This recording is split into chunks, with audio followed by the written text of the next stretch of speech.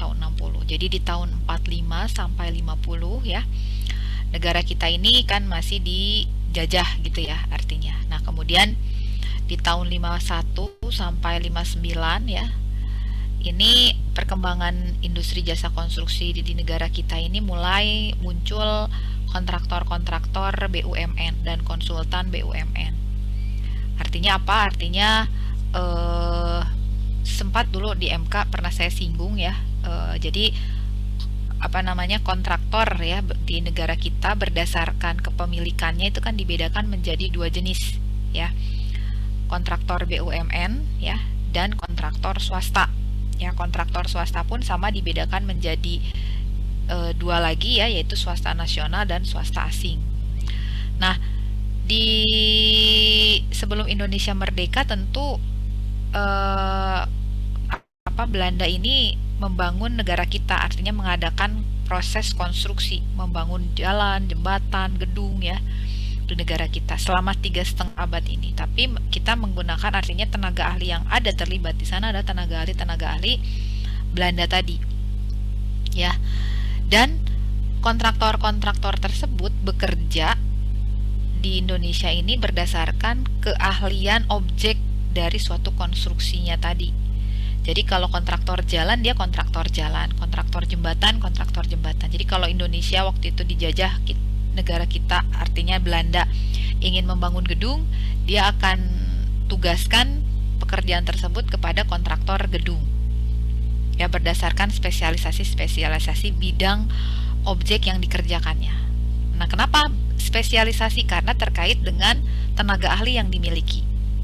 Ya, walaupun di 3,5 abad tadi negara kita ya tidak menyumbang tenaga ahlinya ya, karena kan dulu kita dijajah, rakyat kita itu tidak boleh sekolah. Setinggi-tingginya sekolah itu sampai SR ya. Kalau SR itu sekarang SD gitu. Nah, ini posisi di proyek konstruksi ini hanya selevel mandor. Nah, sisanya pekerja tukang ini kan pakai bangsa pribumi. Ya, ada kalau tahu sejarah ceritanya ya banyak sekali apa namanya?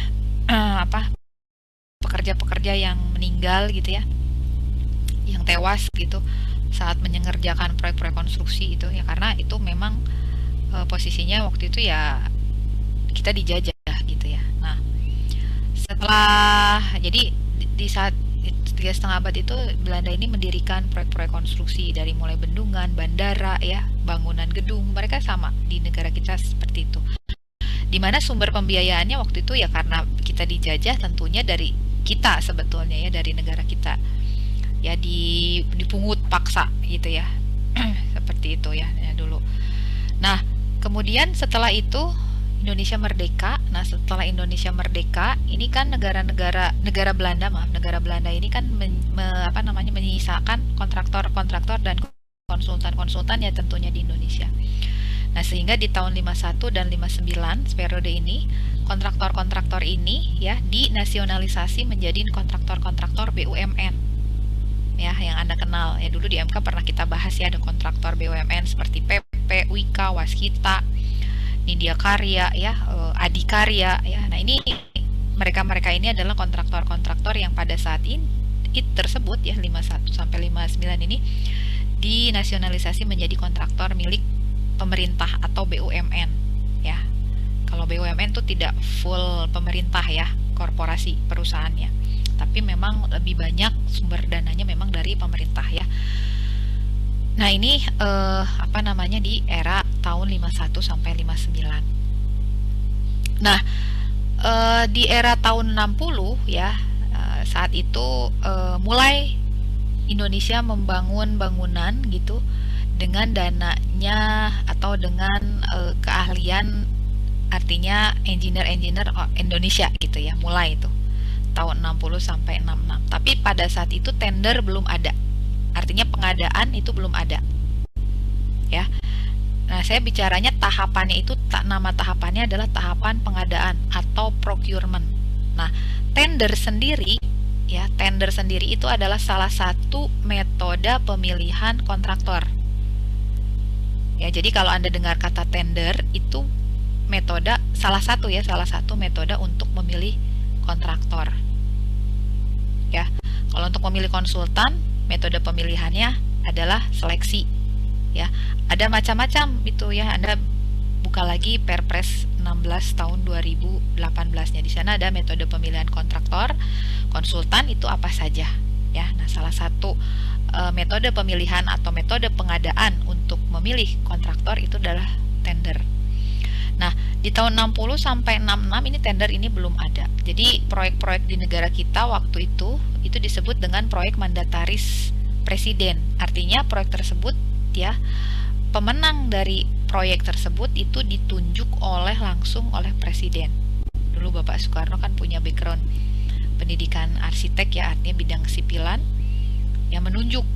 Nah, menunjuk berdasarkan apa? Berdasarkan kompetensi keahlian yang dulu saat Indonesia dijajah ya, kontraktor-kontraktor tersebut banyak mengerjakan objek atau proyek apa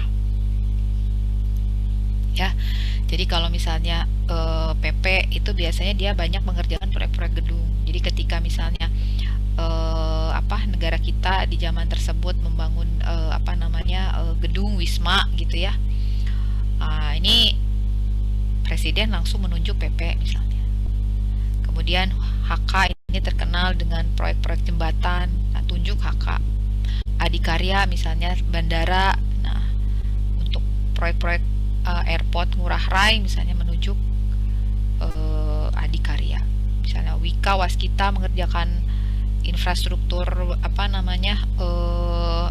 bangunan air gitu misalnya, ditunjuk untuk mengerjakan proyek tersebut. Jadi ditunjuk langsung oleh oleh presiden, sehingga tidak ada persaingan kan di sana ya, karena ditunjuk ya. Nah ini ya, jadi ini beberapa, ini dulu pernah disinggung sebetulnya di MK ya, jadi silahkan dilihat lagi gitu. Dulu kan ada beberapa perusahaan, ada 13 ya perusahaan BUMN ya. Nah itu yang sebelumnya nama perusahaannya nama Belanda tentunya ya, kemudian diubah ya, asalnya dinasionalisasi menjadi perusahaan-perusahaan yang Anda kenal sekarang menjadi perusahaan BUMN di negara kita. Nah kemudian di tahun 67 ya, nah sampai 96 ini mulai bermunculan lah kontraktor-kontraktor swasta ya, muncul ya, kontraktor swasta ya, baik pun swasta nasional ya banyaknya swasta nasional. Kalau swasta asing kan kesini ya tahun 2000-an ya kesini. Nah kalau 96 memang banyaknya kontraktor-kontraktor swasta nasional ya, baik dengan kualifikasi kecil, sedang maupun menengah maupun besar ya. Nah ini jadi di tahun 67 sampai 96, dan di sana banyak sekali proyek-proyek yang dilaksanakan oleh pemerintah kita ya, negara kita. Dan di sana memang dulu kan kita kenal Pak Soeharto ini sebagai bapak pembangunan. Memang ada yang disebut dengan Repelita, rencana pembangunan 25 tahun ya, seperti itu, jangka panjang dan jangka pendek. Jangka pendeknya 5 tahun, jangka panjangnya 25 tahun. Jadi dimulai ya. Perpres pengadaan kita itu ada tahun 80 ya. Pertama muncul awal tahun 80. Di sana diatur Perpres sebelumnya aturan tendernya menggunakan aturan dulu ya, jadi aturannya Belanda gitu, karena waktu itu kita belum punya undang-undang jasa konstruksi. Dulu aturan kontrak di negara kita masih menggunakan AV41. AV41 itu aturan pedoman legalitas kontraknya milik Belanda. Anda bisa download ya, kalau mau download silakan ya. Itu sekitar 41 halaman ya. Nah itu kemudian tahun 99 lah kita pertama kali memiliki undang-undang jasa konstruksi ya. Yang terbitnya itu undang-undang jasa konstruksi nomor 18 tahun 99, dan ada turunannya yaitu peraturan pemerintah ya nomor 28, 29, 30 tahun 2000. Nah kemudian Perpres ini undang-undang jasa konstruksi ini juga kemudian di update gitu ya, diupdate ya. Terbaru itu adalah undang-undang jasa konstruksi nomor 2 tahun 2017 ya.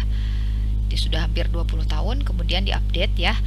Nah, Undang-Undang Jasa Konstruksi ini juga menyesuaikan dengan kondisi perkembangan konstruksi Indonesia di Indonesia yang menggunakan sistem elektronik. Ya, jadi makin ke sini kan Indonesia ini kan ya tidak Indonesia saja, sebetulnya global ya. Kebutuhan elektronik itu kan global. Dulu Anda mungkin waktu SMP barangkali ya, atau SD mungkin pernah menggunakan telepon gitu ya, atau misalnya handphone ya, dulu SMS ya, berkembang ke BlackBerry gitu ya barangkali ya. Kemudian sekarang kan WA gitu ya, Line dan sebagainya. Jadi perkembangannya itu pesat ya.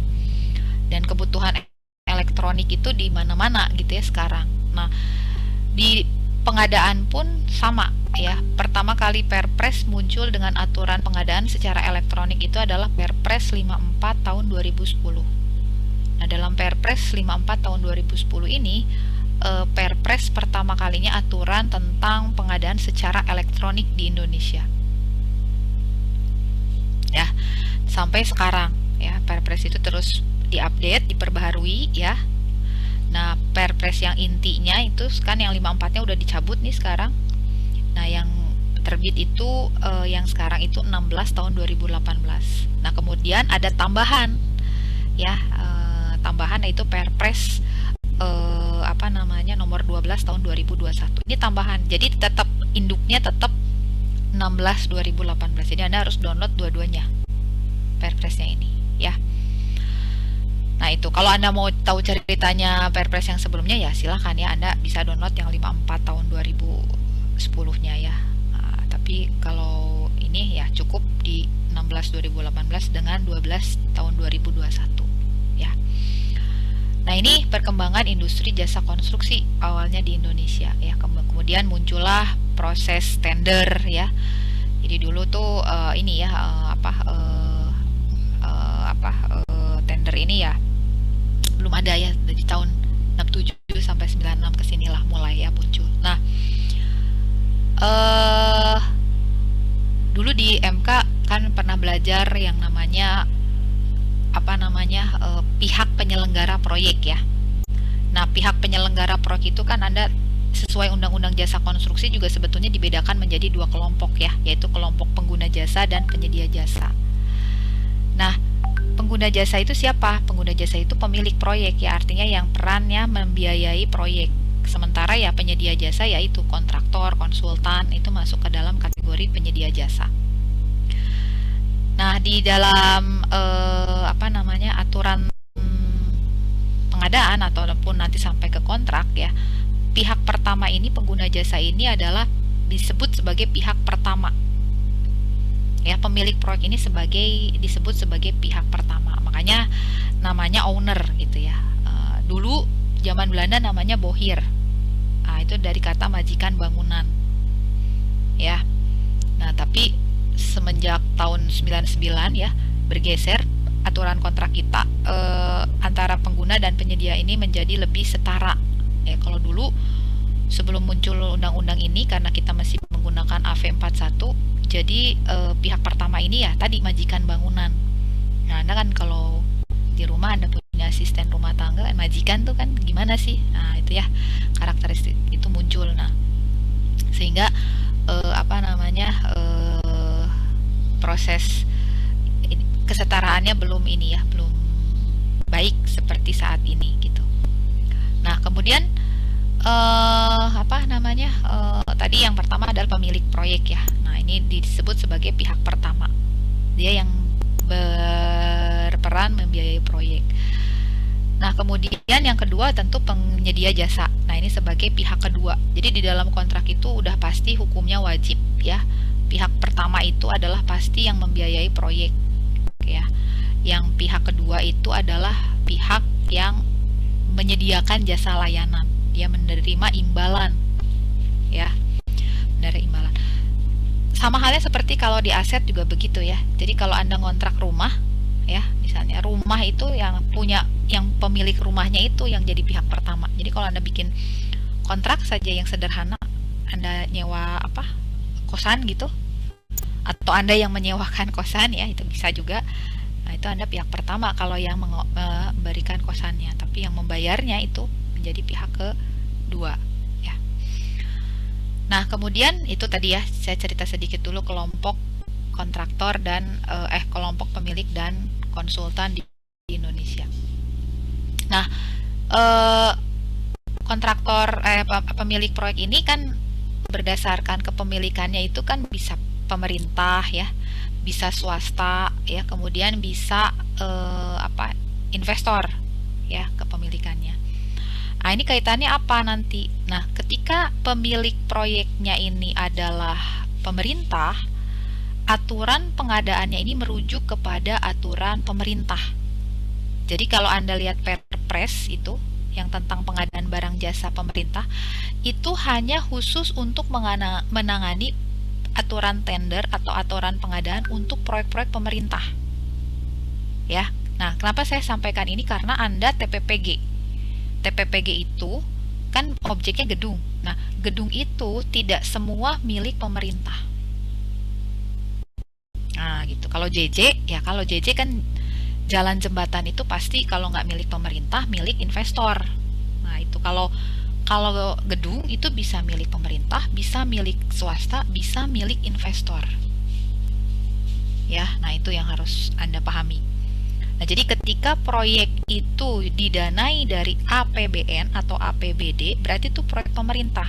Kalau proyek pemerintah, aturan rujukan proses pengadaannya menggunakan aturan pemerintah, yaitu apa?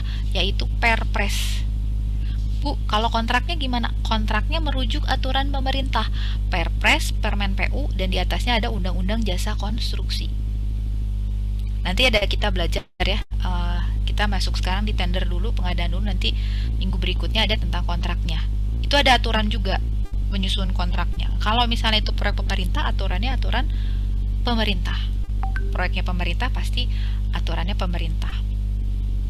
Dan itu wajib ya, itu bukan tidak lagi sunnah ya, tapi wajib ya. Fardunya udah fardu ain lah ya. Itu kalau pemerintah. Ya, jadi semua rujukannya pasti pemerintah. Nah, kalau pemilik proyeknya ini swasta, ya itu jangan dulu swasta, BUMN. Misalnya gini, PLN kan BUMN, atau Pertamina kan BUMN. Pertamina mau mendirikan bangunan, ya, atau misalnya CPM ya, CPU itu ya, CPO, crude palm oil misalnya, si Pertamina, atau PLN mau bangun tower. Nah, PLN kan BUMN. Nah, dia mau melakukan berarti dia akan melakukan proses untuk memilih kontraktor untuk membangun towernya tadi. Nah, berarti dia posisinya adalah sebagai BUMN. Bagaimana aturannya? Aturannya tetap merujuk pemerintah. Kenapa? Karena sifat dari BUMN sendiri ini banyak posisinya di sisi pemerintah. Nah, tapi selain aturan pemerintah, karena dia BUMN, dia ada juga aturan BUMN-nya. Karena dia ada di Kementerian BUMN. Ya, nah aturan BUMN. Jadi ada rujukannya. Jadi dia dua rujukannya. Walaupun tentu yang namanya Kepmen tidak boleh mengalahkan Perpres kan gitu ya. Kalau sumber hukum itu kan yang tertinggi undang-undang. Ya, undang-undang dasar dulu ya, tapi undang-undang dasar ya, Anda kan tertinggi itu situ, kemudian undang-undang ya, kemudian PP, nah baru Perpres, nah baru Permen ya. Nah, gitu ya. Jadi tidak menyalahi Perpresnya.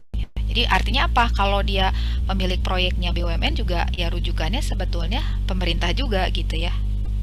Kontraknya gimana? Sama pemerintah juga. Nanti ada pedoman rujukan untuk proses kontrak ya. Ini kita sekarang untuk proses pengadaan dulu ya. Proses pengadaan rujukannya pedomannya adalah Perpres ini. Ya, Perpres tadi 16/2018. Nah, ini adalah kalau itu BUMN. Kalau swasta gimana? Misalnya PT Bintang, PT Bintang Iskandar, nah misalnya bikin, misalnya dia kontraktor gitu ya, kan ada alumni TPPG ada yang punya kontraktor ya. Jadi Anda jangan ini ya, jangan semuanya saya mau jadi pengguna jasa semua Bu, penyedia jasa, enggak ya. Kalau Anda punya passion, punya modal ya bikin aja kontraktor gitu ya. Kalau punya passion nggak punya modal ya bikin konsultan, tapi misalnya punya jiwa entrepreneur yang baik ya bisa seperti itu. Nah, PT tadi Bintang apa? Bintang Iskandar. Nah, misalnya dia swasta kan. Nah, kemudian dia mau membuat misalnya gedung perhotelan. Nah, kan swasta nih. Ya kalau swasta gimana? Ya kalau swasta rujuk kemana? Karena kita ada di Indonesia, artinya apa? Mau tidak mau juga banyak kita rujukannya terhadap pemerintah.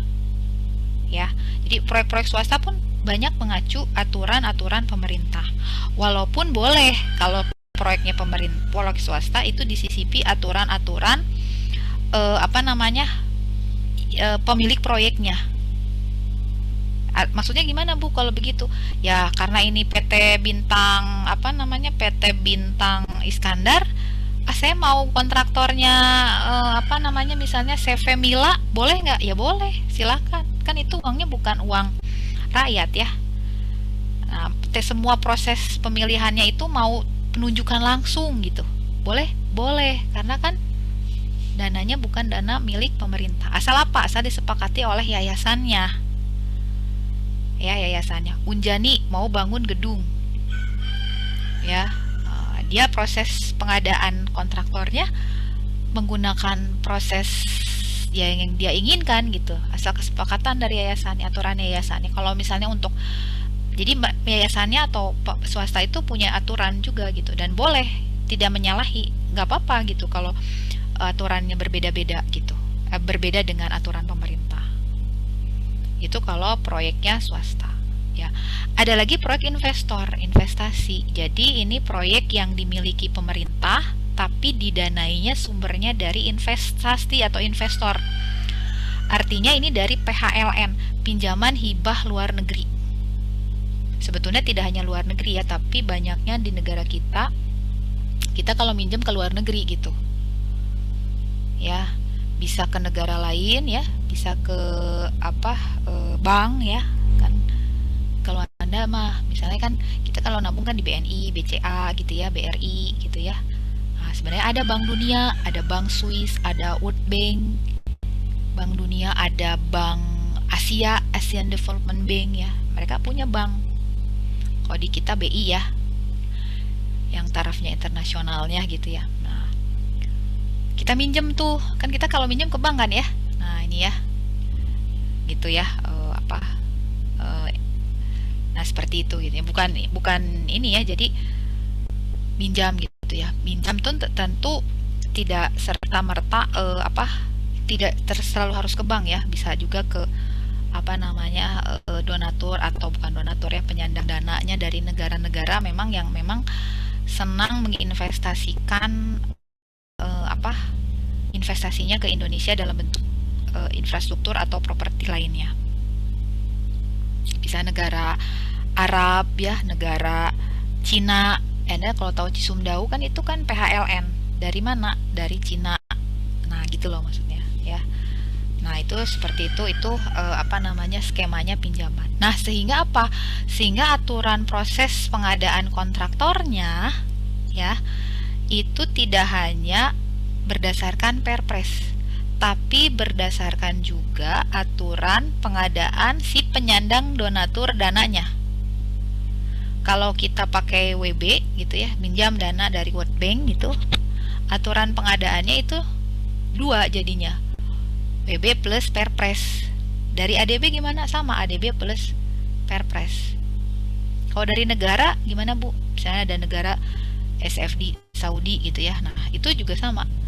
Nah, tapi apa? Tapi diharmonisasi. Jadi harmonisasi, peraturannya harmonisasi antara aturan pemerintah kita dengan aturan pemberi pinjaman. Ya, diharmonisasi. Ya. Siapa yang mengharmonisasi aturan itu? Nah, di Indonesia sendiri ada satu lembaga non kementerian tapi dia selevel kementerian, yaitu LKPP. Lembaga Kebijakan Pengadaan Barang Jasa Pemerintah.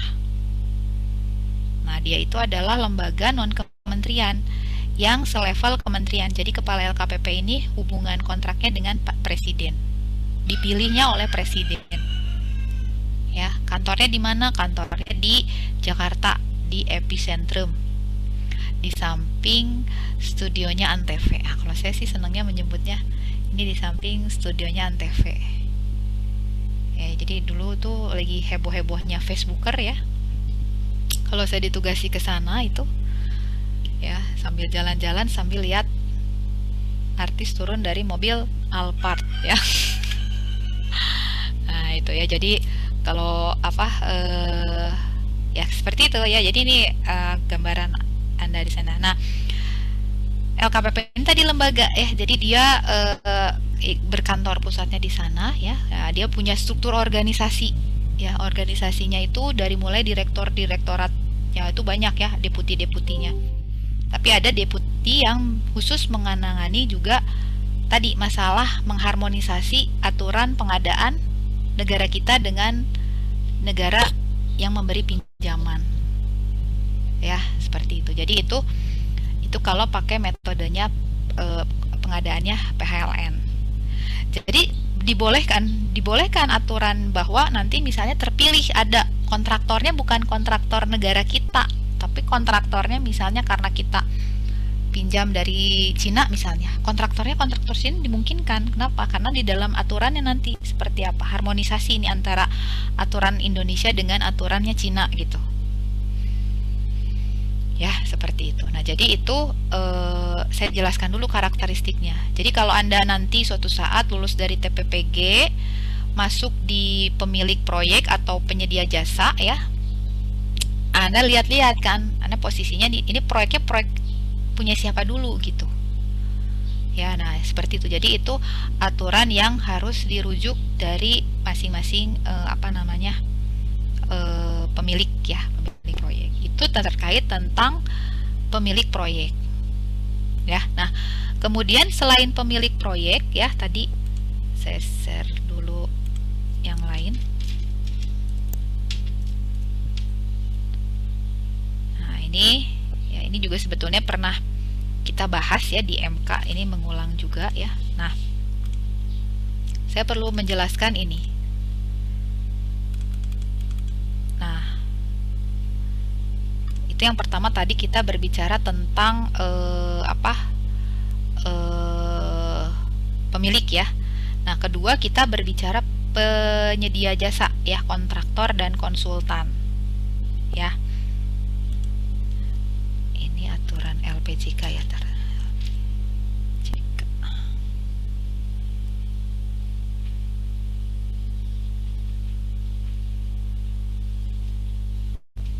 pengawas.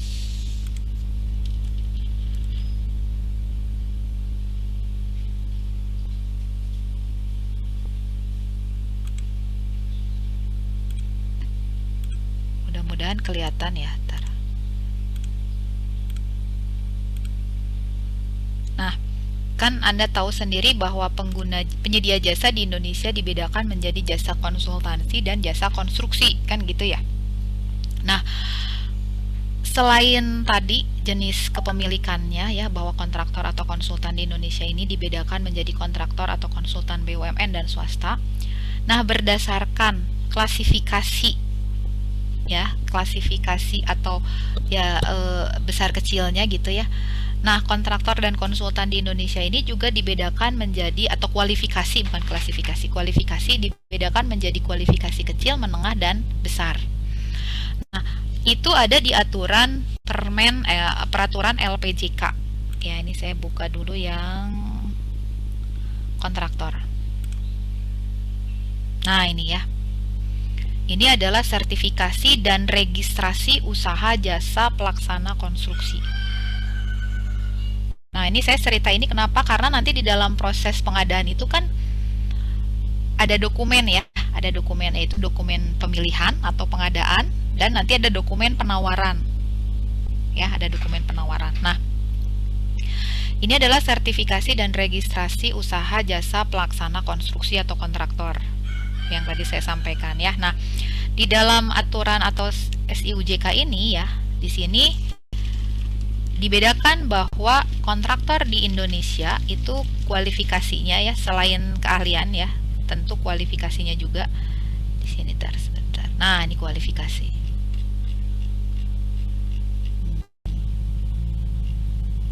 Nah, ini kualifikasi kontraktor ya. Jadi dibedakan kualifikasi kecil ya, sedang, menengah, dan besar. Atau kalau di breakdown lagi itu sub kualifikasinya P, K1, K2, K3 ya. K1, K2, K3 ini berarti kecil ya. Kalau M itu menengah, M1, M2, M3, M1, M2 ini menengah, besar itu B1 dan B2. Ya. Nah, ini kualifikasinya si kontraktor. Nah, ini tertulis di mana? Tertulis di dalam SIUJK. Ya. Jadi kalau Anda bikin kontraktor, bikin konsultan, itu nanti Anda punya sertifikat gitu. Semacam sertifikat ya.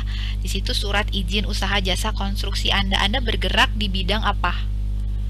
Tadi PT Bintang Iskandar ini bergerak di bidang apa? Konsultan, kontraktor. Nah, itu apa yang menunjukkannya itu di dalam suatu SIUJK tadi.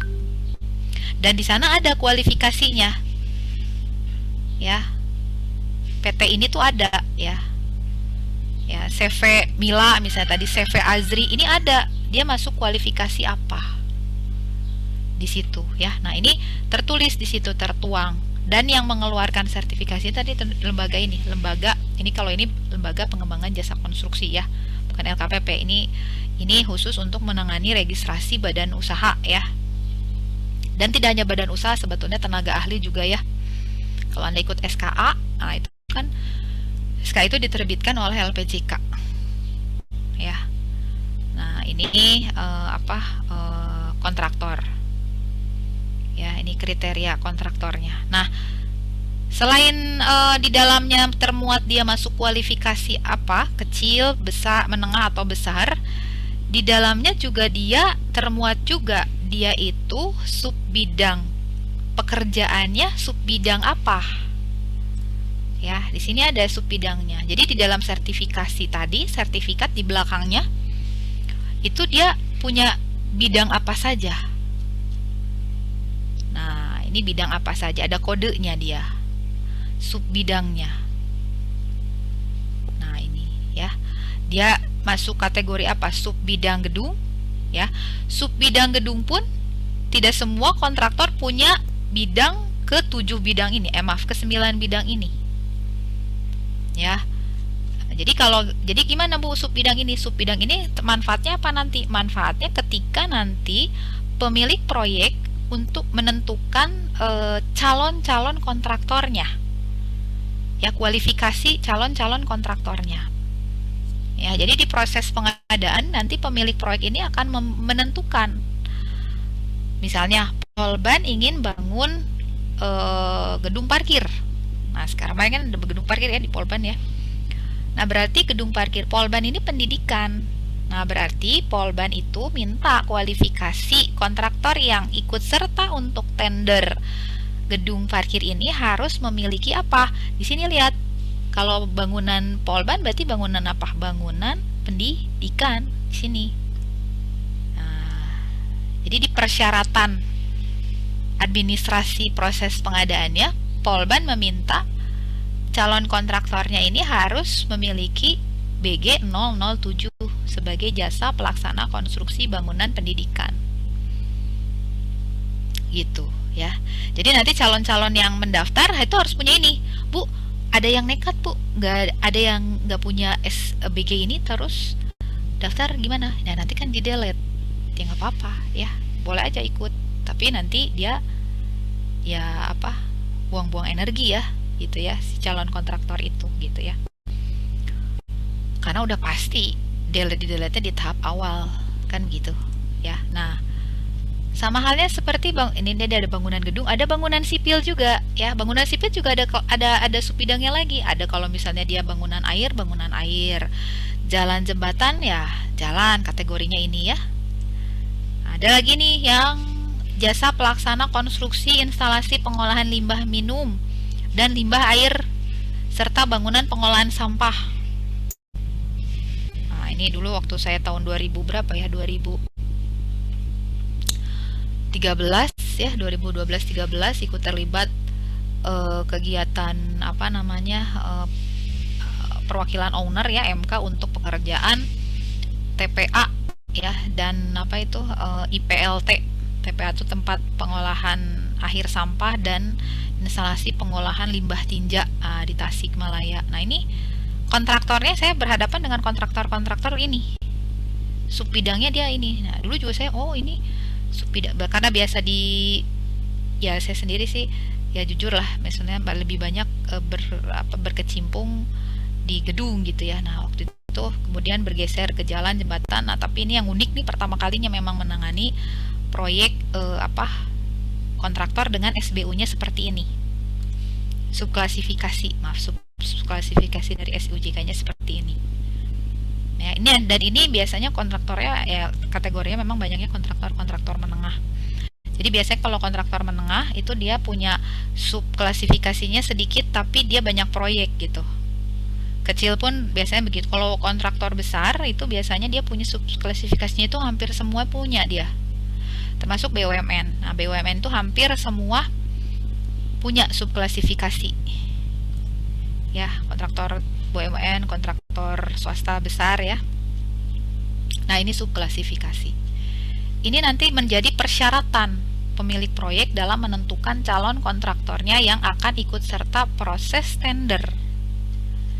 Ya, ini untuk kontraktor ya. Konsultan gimana? Konsultan pun sama ya, konsultan sama. Nah, Anda kalau mau bikin entrepreneurship-nya bagus, Bu, saya mau ini terus keahlian banyak, modal banyak, mau bikin kontraktor gimana? Ya datang hubungin LPJK-nya. Nanti Anda bikin di situ ya. Bikin nanti keluar tadi apa? Misalnya CV Pujiarti. Gitu ya. Saya ini aja ya, nyebutin nama-nama aja, barangkali jadi doa ya. Kan gitu ya. Nah gitu, jadi itu ya CV ya, bukan CV maksudnya perusahaan-perusahaan. Nah kalau kontraktor, konsultan gimana Bu? Konsultan juga sama. Nah konsultan juga ada aturannya sama LPJK tapi beda nomor ya. Nah ini nomor 4, kalau tadi nomor 3 yang kontraktor ya. Nah ini subklasifikasinya gimana Bu? Sama ya, dia juga sama klasifikasinya. Kualifikasinya ada kecil, menengah, dan besar. Sama ya tadi, kecil, menengah, besar. Nah, kalau di sini tentu karena subbidangnya konsultan ya, kalau konsultan kan subbidangnya 2 ya, atau 3 sebetulnya, tapi ya sifatnya sebetulnya MK sifatnya menyerupai ya, konsultan pengawas, tapi memang agak sedikit berbeda. Dibedakan menjadi 3 kan sebetulnya, perencanaan, pengawasan, dan konsultan manajemen konstruksi. Nah ininya juga dibedakan. Misalnya kalau misalnya proyeknya itu pelabuhan, maka kita butuh perencananya yang harus punya jasa desainnya rekayasa untuk pekerjaan teknik sipil air. Kan gitu ya. Jadi kalau konsultan, kalau pemilik proyek menentukan konsultan perencana ya, sebetulnya kan sebelum tahapan perencanaan itu juga ada sebetulnya tahapan pengadaan ya. Nah tahapan pengadaan, salah satu metodenya untuk memilih perencana itu adalah, atau konsultan itu adalah seleksi. Nah sama itu juga ya, dilakukan oleh pemilik proyek ya. Dan untuk menentukan siapa konsultannya, dia juga sama harus merujuk kepada aturan ini. Ya sama, dia juga punya SIUJK-nya tapi sebagai konsultan ya, konsultan perencana maupun pengawas. Nah kalau konsultan BUMN di Indonesia sendiri kan ada 5 ya. Nah dia sub bidangnya punya semua tuh, dari mulai pengawas, MK, dan perencanaan ya. Nah, tapi kalau swasta ada yang konsultan yang memang hanya bergerak di perencanaan saja. Kenapa? Karena sub bidangnya memang hanya memiliki perencanaan ya. Nah, ini ya, ini adalah perencanaan dan pengawasan ya. MK ada masuk di sini ya. Nah itu kualifikasi dari penyedia jasa. Nah, sampai sini ada yang ditanyakan terlebih dahulu sebelum saya lanjutkan, atau belum ada? Belum ada Bu. Oke, belum ada ya. Nah, kita lanjutkan lagi. Nah, kemudian kita masuk sekarang ke eh, pengenalan IPROK ya, pengenalan IPROK di Indonesia. Nah, ini jadi tadi ya sekali lagi ini ini aturan-aturan ini ada. Kalaupun misalnya Anda nggak download, nanti saya share ya. Nah, nanti Anda bisa bisa pelajari gitu ya. Nah, maksudnya apa? Yang barangkali mudah-mudahan nanti kalau Anda biasanya sih kalau lulusan tuh kan kalau Anda punya jiwa entrepreneur, kemudian itu kan lebih senangnya di konsultan ya gitu. Karena apa? Karena kan memang kalau kontraktor itu kenapa? Kalau kontraktor nanti ada persyaratan modal memang. Ya, jadi modal. Kenapa ada persyaratan modal? Karena tidak satu pun sistem pembayaran di Indonesia ya, kalau misalnya kontraktor dengan pemilik proyek itu membayar 100% dulu pekerjaan yang dihasilkan oleh kontraktor, tidak ada. Justru adanya yang di akhir. Ya, nanti itu kita masuk di cara pembayaran ya, di kontrak itu ada. Nah, sehingga apa? Sehingga kan kalau misalnya katakanlah per termin per 20%. Kalau nilai proyeknya 1 miliar ya, kemudian dia misalnya per terminnya hanya 2, berarti kontraktor itu harus punya modal dulu kan 500 juta. Baru dia dibayar. Nah, sehingga kalau untuk mendaftar untuk registrasi kontraktor itu ada persyaratan modal dan kekayaan ya, kan gitu ya. Karena memang kok begitu Bu ya, karena begitu.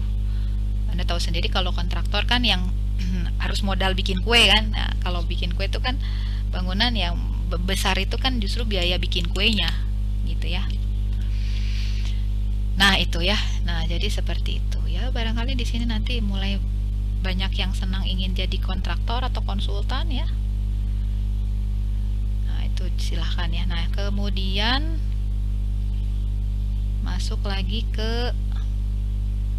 sekarang masuk ke ini ya, ke tendernya ya. Nah, Anda boleh mana sih?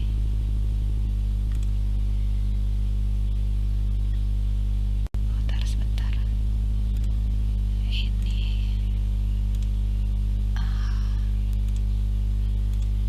Oke. Nah, ini adalah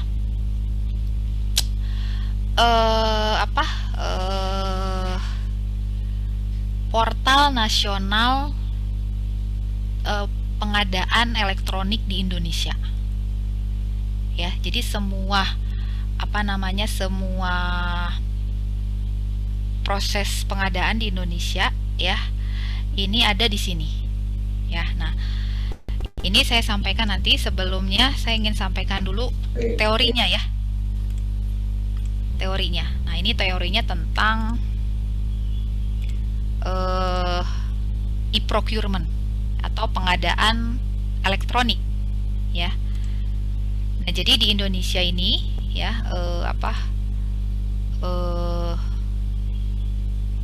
di Indonesia ini sebelum tahun 2010 ya, proses pengadaan di Indonesia ini dilaksanakan dengan sistem manual.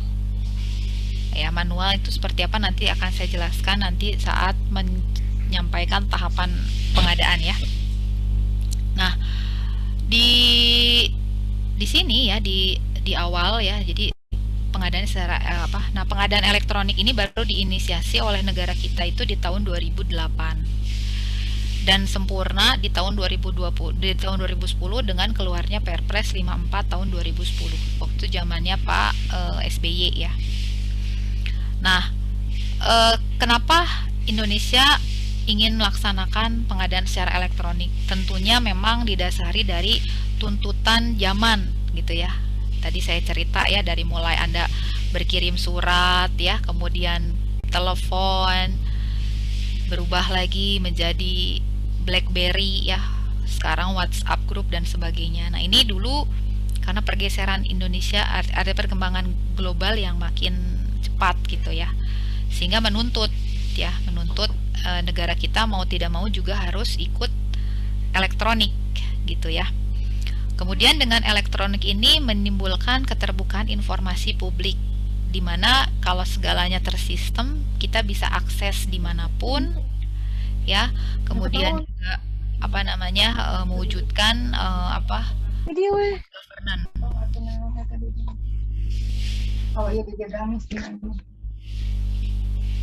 Nah, gitu ya. Jadi seperti itu. Itu kenapa Indonesia memutuskan untuk mulai ya menginisiasi.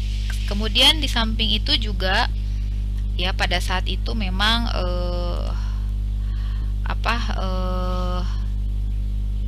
negara kita juga salah satu masuk yang kategori 5 besar negara terkorup gitu ya di dunia. Dan salah satu penyumbang korupnya itu karena proses atau pengadaan ini ya. Ini pie chart dari hasil tindak pidana korupsi tahun 2004 dan 2000 sampai 2011 yang dikeluarkan oleh KPK ya. Jadi memang pengadaan ini dari proses pengadaan ini memberi memberi semacam warning lah, peringatan kepada negara kita tentunya ya. Nah, artinya harus segera bergeser gitu ya. Nah, apa itu pengadaan elektronik ya? Pengadaan elektronik itu adalah pengadaan barang jasa yang dilaksanakan dengan menggunakan teknologi informasi dan transaksi elektronik, tentu sesuai dengan ketentuan perundang-undangan. Jadi seiring dengan waktu itu sudah keluar duluan ya undang-undang ITE. Undang-undang ITE itu kan keluar tahun 2008. Nah, sehingga transaksi elektronik ya di dalam suatu database yang diakses melalui pemerintah itu dianggap valid ya. Kemudian undang-undang tersebut juga bergeser kan, bukan bergeser, ada lagi turunan-turunannya. Jadi kalau Anda bikin hoax ya sekarang kan, atau misalnya Anda ujaran kebencian apa gitu kan, bisa ditindak itu ya. Karena apa? Karena seiring dengan tadi ada undang-undang ITE ini. Ya, makanya Anda harus hati-hati kalau melakukan komunikasi menggunakan menggunakan ini ya menggunakan transaksi media elektronik ya. Yang saya ingin sampaikan sih sedikit ini ya. Saya juga ada pengalaman menarik gitu ya. Ini cerita gitu.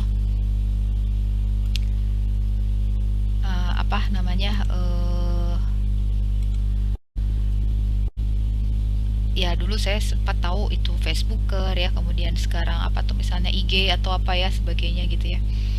Nah, ternyata harus hati-hati juga ya, karena memang kalau Anda bergerak nanti gitu ya di bidang-bidang tertentu itu sampai harus men-share akses-akses kita gitu seperti apa gitu. Atau kalau yang saya sempat diskusikan ya mungkin Anda pernah tahu Bu Yulianti ya. Nah, itu kan dosen MK juga. Sekarang kan dia sedang kuliah di ITB. Nah, kan dia melalui beasiswa LPDP. Nah, ternyata untuk mendapatkan beasiswa LPDP itu juga syarat pengisiannya waktu itu sempat ya. Jadi alamat Facebooker, alamat bukan Facebooker ya, Facebook gitu ya. Semua harus di-share ya. Jadi semacam apa ya? Mungkin pihak sana tuh ingin tahu gitu kita tuh seperti karakteristiknya seperti apa gitu ya. Makanya tuh Anda harus hati-hati gitu ya dengan media komunikasi. Ya baiknya kalau Anda men-share apa yang tidak baik atau apa, segeralah dihapus gitu. Karena apa? Karena bentar lagi Anda akan lulus gitu ya. Kemudian nanti Anda akan ikut jadi pemilik atau pengguna gitu ya barangkali, atau nanti melanjutkan studi ya. Nah, itu saya juga ternyata pemerintah sekarang juga melirik gitu, karena hal-hal yang sedemikian itu sekarang udah ada aturan yang undang-undangnya, dan undang-undangnya ini sama DPR itu kan makin di breakdown gitu ya. Kalau dulu aturannya masih umum, masih ini, sekarang aturan undang-undang itu makin di breakdown ya, makin detail gitu ya. Jadi ya ini saya sampaikan ini karena sesuatu sekarang sudah elektronik ya. Nah, seperti itu kurang lebih ya. Ini Anda harus ya harus hati-hati juga gitu ya. Kemudian barangkali nanti suatu saat Anda memposisikan diri di proses pengadaan juga harus hati-hati. Kenapa? Kan sekarang bisa diakses dari manapun ya. Dari HP ya. HP itu bisa diretas ya. Ya kalau Anda suka lihat itu tiba-tiba ada dosen Bu yang minta sumbangan, minta apa. Nah, itu kan harus hati-hati, itu kan diretas. HP itu sekarang bisa diretas, laptop pun ya. Mungkin sih kalau saya sendiri sampaikan satu-satunya yang belum bisa diretas, sulit diretas sih Apple ya. Tapi kan harganya lumayan ya. Tapi maksudnya itu masih belum ya. Nggak tahu, tapi nanti juga barangkali mungkin saja ya bisa diretas. Ya itu ya. Nah itu jadi ini kemudian ini tadi pengertian e-procurement ya. Kemudian ini tentu elektronik ya. Makanya tadi mulai dari Undang-Undang ITE nomor 11 tahun 2008 ya. Nah, jadi di tahun tersebut akhirnya dibentuklah LKPP ini dulu pecahan dari Bappenas ya. Bappenasnya sekarang masih ada tapi pecahannya. Jadi LKPP ini dibentuk dulu sebelum aturan undang-undang ini ya, karena itu kan dia lembaga non kementerian. Nah, jadi ya khusus memang menangani proses pengadaan dan kontrak ya di negara kita tentu ya. Artinya yang aset pembiayaannya bersumber pada APBN atau PHLN tadi ya. Kalau swasta tidak ya.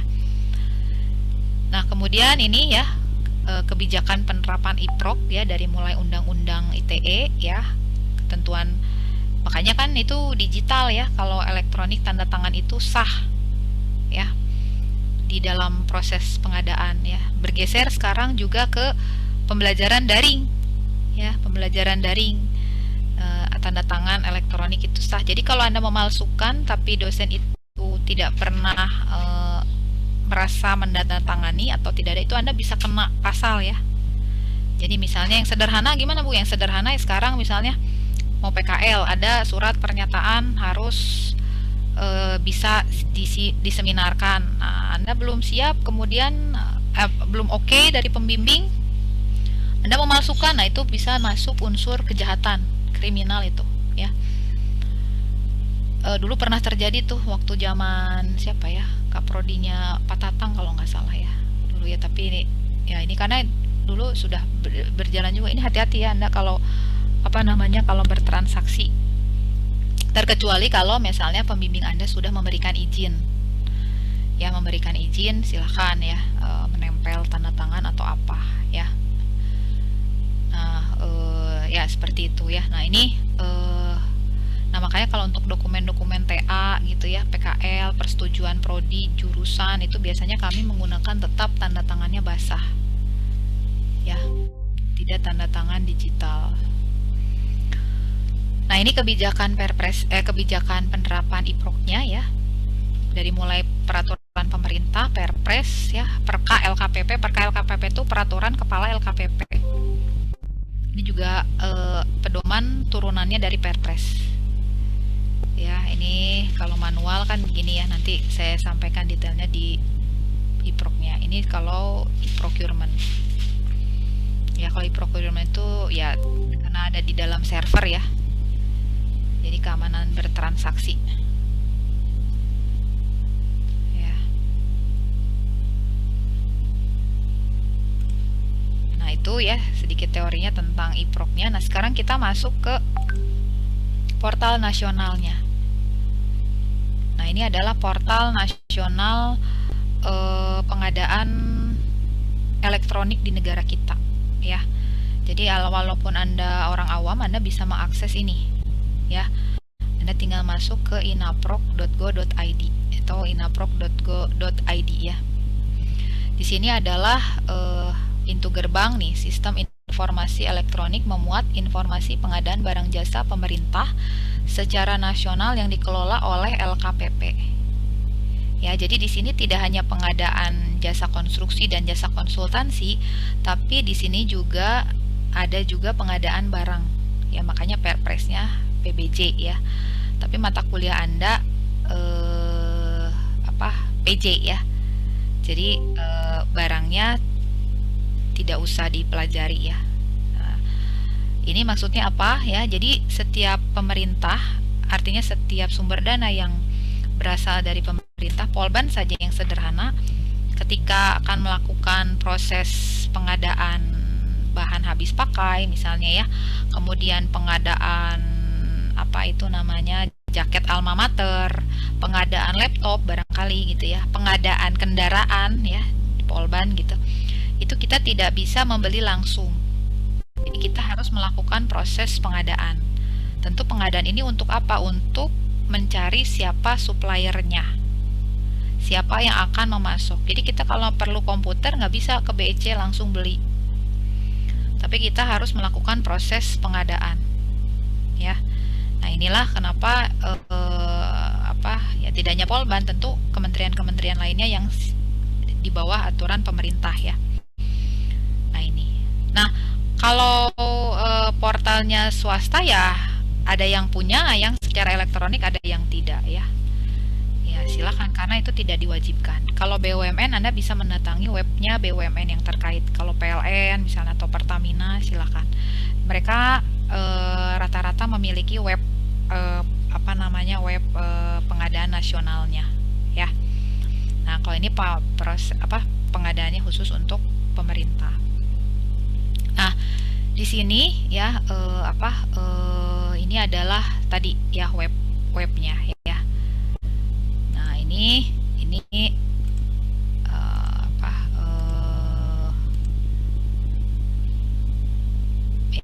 tampilannya seperti ini. Nah di sini ada tender, produk, RUP, LPSE, daftar hitam, undus, statu, data, berita tentang kami dan tautan ya. Ini kurang lebih isinya seperti ini. Nah portal ini tadi dikembangkan oleh LKPP ya, LKPP.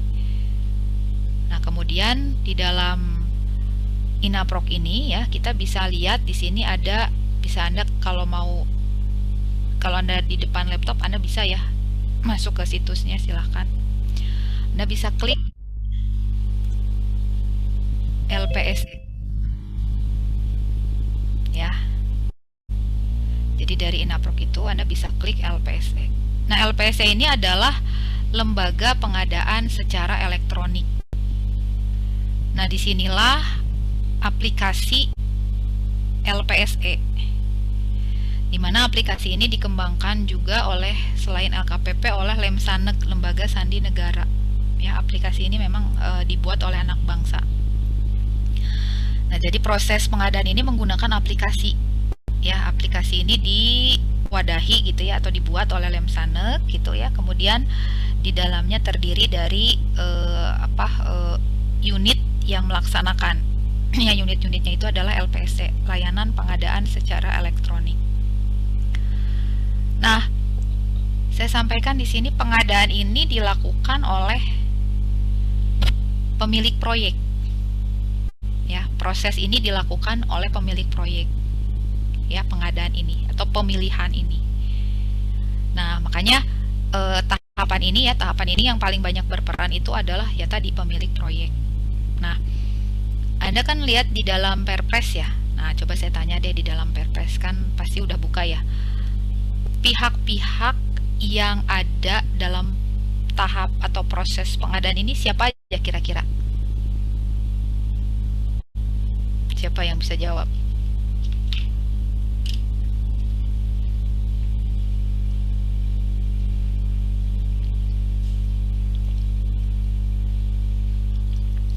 Halo? Pihak-pihak yang terlibat. Anda kan lihat Perpres ya di situ. Ada pihak-pihak apa saja, nama-nama pihak yang ada di dalam proses pengadaan itu siapa aja kira-kira?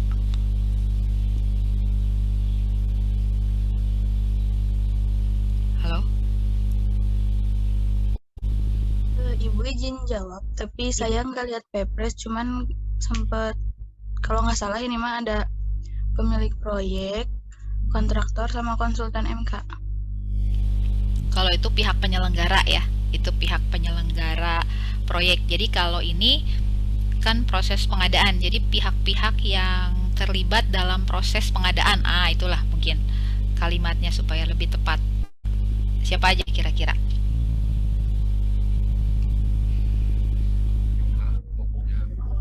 Ya, siapa ini? Silakan. Ini Oke, silakan Azri. Pokja, PPK, betul, Pokja, ya, terus KPA, apakah ya KPA? PA ya. Oke ya, jadi ya betul yang disampaikan Azri. Jadi apa pihak yang terlibat pada proses pengadaan ini kan pihak yang melaksanakan proses pengadaan itu pemilik proyek ya. Nah, pemilik proyek ini tentu ada orang-orangnya gitu yang melaksanakan ini ya. Ada orang-orangnya. Nah, kalau di Perpres kita kenal di situ ada PA, KPA. PA itu pengguna anggaran, KPA itu adalah kuasa pengguna anggaran. Nah, PA itu siapa? PA itu kalau kementerian kita ya, Dikbud dan Ristek Dikti, berarti PA itu adalah menteri. Pak Nadiem itu adalah menteri, adalah PA ya, pengguna anggaran. Ya, KPA itu adalah kuasa pengguna anggaran. Jadi Direktur Polban, Rektor ITB, Rektor Unpad ya, kemudian Direktur Polman ya. Nah, mereka-mereka ini adalah KPA, kuasa pengguna anggaran. Gitu ya. Nah, apa peran PA KPA ya? Kalau tugas fungsinya Anda bisa baca di Perpresnya panjang ya, banyak ya. Tapi peran utamanya ini adalah menyusun rencana umum proses pengadaan. Ya, itu tugas pokoknya gitu ya. Tapi tugas yang lainnya banyak gitu ya. Nanti Anda bisa baca di dalam Perpresnya. Gitu ya. Jadi PA KPA dan PA KPA itu bisa dalam bentuk KLDI kan gitu ya. Kementerian, lembaga ya, daerah dan instansi gitu kan. Nah, tadi kan saya ceritanya kementerian. Nah, kalau kementerian itu berarti KPA-nya direktur, rektor ya gitu ya kalau di Polban. Kementeriannya berarti kepalanya itu PA ya.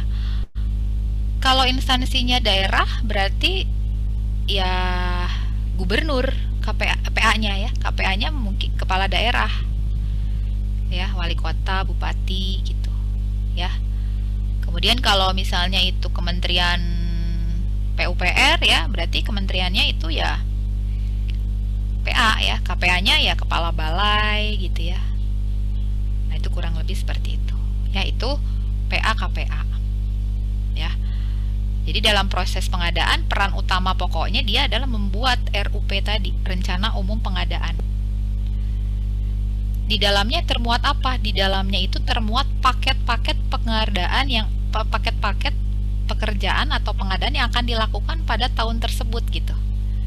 Misalnya Polban gitu dalam tahun 2021 punya 100 paket tender. Nah, 100 itu siapa yang buat gitu, nama-nama paket gitunya ya. Maksudnya paket-paketnya itu dengan pagunya. Nah, itu adalah si KPA ini ya. Tentu KPA merujuk ke PA gitu. Karena kan kementerian ini kita punya slot pagu anggaran berbeda-beda. Ya, gitu. Kurang lebih seperti itu, ya. Nah, itu adalah PA KPA. Kemudian yang kedua adalah PPK. PPK ini adalah pejabat pembuat komitmen. Nah, kalau berkontrak itu biasanya kan ada pihak pertama dan pihak kedua kan tadi saya sudah sampaikan. Nah, mereka ini akan bertanda tangan, akan melakukan transaksi di atas materai tentu ya. Nah, ini dengan tanda tangan. Nah, tanda tangan yang tercantum di dalam dokumen kontrak itu adalah tanda tangan kalau pemilik proyek itu diwakili oleh PPK ini. Ya, pejabat pembuat komitmen. Dan kalau untuk pihak penyedianya itu diwakili oleh direktur perusahaannya. Ya, atau anggota dari perusahaan tersebut yang ada di dalam akta pendirian perusahaan. Ya, jadi misalnya tadi PT Bintang Iskandar. Nah, di dalam PT Bintang Iskandar misalnya di dalamnya yang termuat itu misalnya ada Bintang ya, ada Sidar misalnya, ada Azri ya, misalnya ada Aulia misalnya. Nah, tapi misalnya direkturnya misalnya Bintang. Nah, tapi bintang berhalangan atau sakit atau pokoknya berhalangan tidak bisa menghadiri tanda tangan tersebut. Nah, bisa diwakili misalnya oleh Azri. Karena terdapat namanya di dalam akta pendirian perusahaannya. Nah, jadi itu PPK ya. Nah, PPK ini nanti kan ada kriterianya juga ya, PPK itu seperti apa. Nah, tugasnya juga ada di dalam Perpres. Anda bisa baca, buka lagi ya, tugas Perpres. Nah, itu tugas Perpres, tugas PPK apa ya di Perpres. Tapi peran pokok utamanya dari PPK ini adalah menyusun, melaksanakan dan mengendalikan kontrak. Itu tugasnya PPK. Makanya biasanya PPK ini suka ada pelatihan lagi tuh nanti kalau mau jadi PPK, ada namanya manajemen kontrak. Ya belajar itu gitu ya. Maksudnya seperti itu. Tentu mengendalikan dan melaksanakan itu kan agak ya berat juga ya gitu ya, maksudnya tugasnya. Tapi memang nanti pada saat pelaksanaan PPK ini juga biasa dibantu oleh tim teknisnya. Ya. Contoh misalnya kalau Anda misalnya lihat yang sederhana Unpad. Unpad itu kan kalau bangun gedung ya, PPK-nya kan nggak mungkin dari sipil karena nggak punya prodi sipil kan gitu ya. Nah, misalnya mau bangun gedung kedokteran, PPK-nya siapa? Misalnya PPK-nya rektornya gitu, wakil rektor. Nah, wakil rektornya kan mungkin tidak ada yang punya pendidikan background-nya kesipilan. Sehingga misalnya backgroundnya pendidikannya misalnya dari kedokteran ya, jadi PPK-nya. Kemudian dia bisa dibantu tim teknis. Nah, tim teknisnya itu bisa bekerja sama dengan instansi lain ya, yang bisa melakukan kerjasama untuk tenaga ahli. Bisa ke ITB gitu ya, bisa ke Polban ya, karena kita punya prodi sipil gitu, misalnya seperti itu ya. Nah, ini biasanya kenapa harus dibantu ya, karena kan nanti dia sampai mengendalikan proyek ya, mengendalikan kontrak, maksudnya bukan proyek, mengendalikan kontraknya ya. Artinya apa? Dia ada di dalam tahapan pelaksanaan proyek ya, karena dia nanti akan berkontrak dengan kontraktor dan konsultan pengawas ya, bahkan dengan atau konsultan MK juga ya di sana ya. Nah, seperti itu adalah PPK ya. Jadi tugas PPK ini memang lebih teknis dan cukup berat ya. Nah, kalau Kementerian PUPR ya pasti orang-orangnya kan lebih banyak orang sipil ya. Jadi kalau pemilik proyeknya Kementerian PUPR ya, PPK-nya ya udah pasti banyaknya dengan background kesipilan gitu ya. Nah, kemudian ada lagi itu adalah Pokja ya. Nah, Pokja atau kelompok kerja ya, bukan kelompok Jawa ya. Kalau kelompok Jawa nanti ada kelompok Sunda ya, Poksun ya. Nah, gitu ya. Nah, jadi ini kelompok kerja. Nah, kelompok kerja ini perannya ya, tugasnya banyak. Anda silahkan baca juga di Perpres, tapi peran utamanya dia adalah melakukan proses pengadaan sampai nanti menghasilkan pemenang pengadaannya gitu ya. Jadi dia kerjanya itu tahapan pengadaannya, di tahapan pengadaan itu nanti yang bekerja itu adalah si Pokja ini, termasuk juga dia menyusun dokumen pengadaan atau dokumen pemilihan. Anda udah dapat tugas kalau tidak salah ya oleh Pak, saya nggak tahu tugasnya menyusun dokumen kontrak atau dokumen pengadaan ya, tapi kalaupun belum nanti saya share tugasnya gitu ya, maksudnya share tugasnya ya. Jadi Anda belajar menyusun dokumen pengadaan garis miring dokumen penawaran. Nah, ini ya.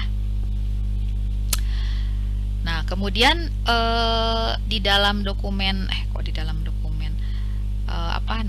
tadi ya, dokumen pengadaan ini. Nah, ini jadi perannya si Pokja itu. Dia mengevaluasi dokumen penawaran ya. Jadi dia kerja di tahapan pengadaan tadi gitu, sampai menghasilkan pemenang tender atau pemenang pengadaan. Ya. Dia akan melakukan itu. Ya, si Pokja ini gitu ya. kelompok kerja ini. Nah, Pokja ini gitu jumlahnya ganjil, minimal 3 orang ya. Bisa 3, 5, 7, 10, 11 ya, 13. Makin kompleks suatu proyek ya, tentu jumlah Pokja yang terlibat semakin banyak. Ya. Nah, ada lagi adalah pejabat pengadaan. Nah, pejabat pengadaan ini sama pekerjaannya seperti Pokja. Sama persis semuanya seperti Pokja. Hanya pejabat pengadaan ini ya hanya untuk menangani pekerjaan kalau untuk proyek konstruksi itu pekerjaan yang nilainya di bawah 200 juta. Jadi kalau proyeknya di bawah 200 juta ya. Jadi kalau proyeknya di bawah 200 juta ya. Proses tahapan pengadaannya, penyusunan dokumen pengadaannya, sampai dia nanti menghasilkan pemenang pengadaannya itu dilakukan oleh satu orang tadi, pejabat pengadaan. Ya, nah itu dilakukan oleh pejabat pengadaan. Jadi dia sama gitu pekerjaannya. Nah, dengan Pokja tadi, tapi dia hanya menangani paket pekerjaan yang di bawah 200 juta untuk konstruksi dan di bawah 50 juta untuk konsultansi. Itu dilakukan oleh pejabat pengadaan. Sendirian tuh dia mengerjakan mengevaluasinya. Tapi ketika di atas 200 juta untuk konstruksi dan di atas 50 juta untuk konsultansi itu dilaksanakan oleh Pokja tadi. Ya, nah dia perannya di situ. Melaksanakan proses pengadaan dari proses menyusun SDP ya, standar dokumen pengadaan, kemudian melaksanakan pengadaan ya, melaksanakan nanti ada tahapannya, nanti kita bedah di sini ya tahapan pengadaannya seperti apa. Nah, itu ada lagi ULP. ULP itu unit yang menaungi Pokja ini. Gitu ya. Nah, Pokja atau PP ini ya, mereka ini harus memiliki sertifikasi kompetensi, yaitu sertifikasi pengadaan barang dan jasa konstruksi. Jadi tidak sembarangan, tidak semua orang di pemilik proyek itu bisa menjabat ini gitu ya, maksudnya berperan di situ gitu ya. Begitupun PPK juga ya, dia punya sertifikasi juga ya. Nah itu, jadi itu PPK, pejabat pengadaan. Terus kemudian ada lagi PPHP atau PJPHP. Ya itu bukan panitia pemberi harapan palsu ya, tapi panitia penerima hasil pekerjaan atau pejabat penerima hasil pekerjaan. Ini nanti dia tugasnya, perannya lebih banyak di memonitor proses pelaksanaan konstruksi sampai nanti serah terima ya, sampai nanti serah terima pengadaan ya. Itu nanti itu tugas si PJHP atau PPHP. Nah, sisanya ada lagi agen pemilihan. Ini agen pemilihan ini kayak semacam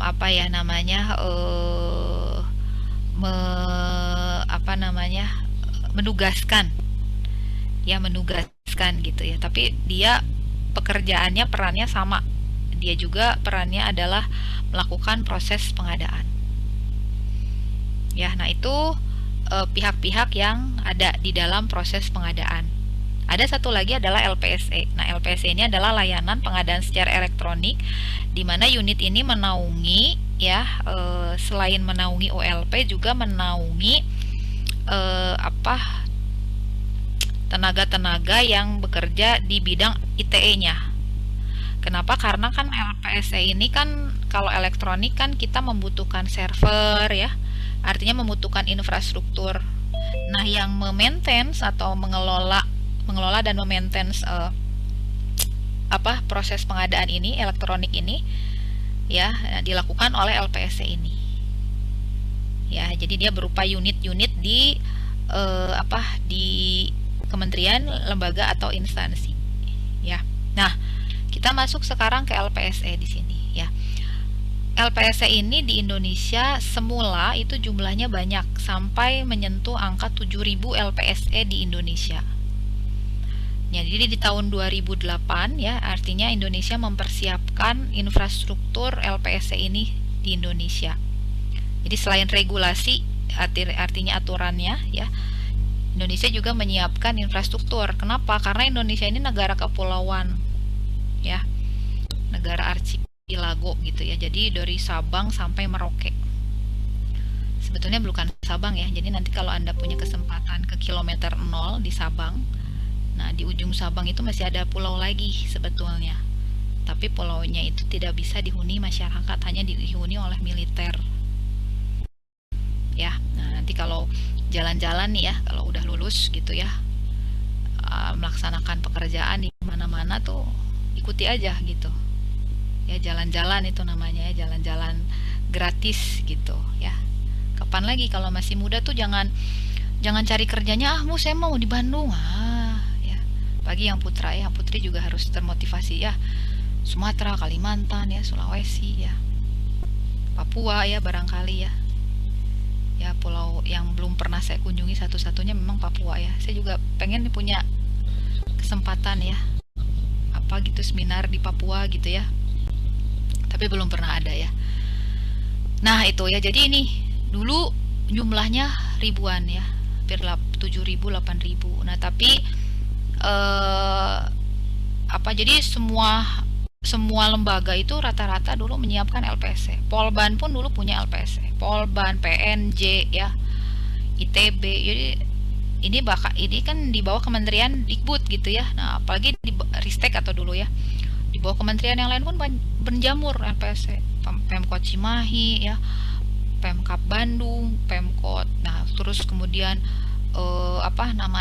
Pemprov Jabarnya juga ada ya. Nah, dulu banyak sekali gitu LPSC, hampir semua daerah ya, kota kecil itu punya LPSC ini. Kenapa harus punya LPSC waktu itu? Karena kan kita menyiapkan tadi infrastruktur dari mulai server ya, jaringan internet ya. Nah, kebayangkan sekarang kan Anda kuliah daring gitu ya. Nah, Anda di Pulau Jawa nih, kalau Anda di Sulawesi kan, nah gimana gitu? Mau ikut tender di Polban, atau misalnya Polban ada mahasiswanya dari Sulawesi kan begitu. Nah, itu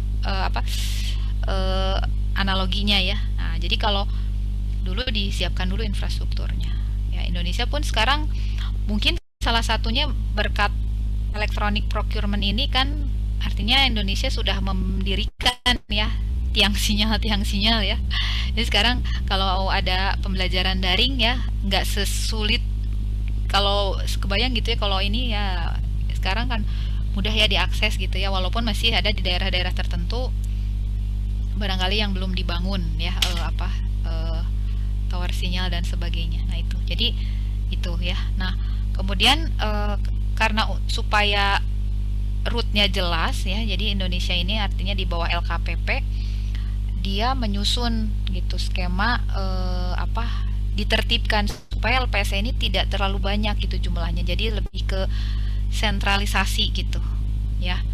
Nah kemudian dibentuklah dulu yang namanya UKPBJ ya, di Perpres tahun 2015 itu ditertibkan supaya tidak terlalu banyak gitu jumlah LPSC, karena kalau makin banyak akan sulit memonefnya ya, proses pengadaannya, sehingga dibentuklah UKPBJ ya selevel kementerian ya, selevel kementerian. Nah, jadi kayak misalnya Polban ada di bawah Kementerian Dikbud, Ristek, Dikti, itu harus root-nya harus mengakar gitu ya, mengakar. Jadi kalau Anda dulu belajar WBS top down ya, kalau ini down top gitu ya. Jadi ini kan menjadi sentralisasi ke dalam kementerian-kementerian yang terkait ya, sehingga di Indonesia sekarang memang ada sekitar 600 ya, 600 LPSC ya yang ada di Indonesia. Jadi merujuk, jadi Polban per 2018 itu tidak berdiri sendiri lagi LPSC, tapi merujuk ke kementerian ya, PNJ juga ya sama. Yang diperkenankan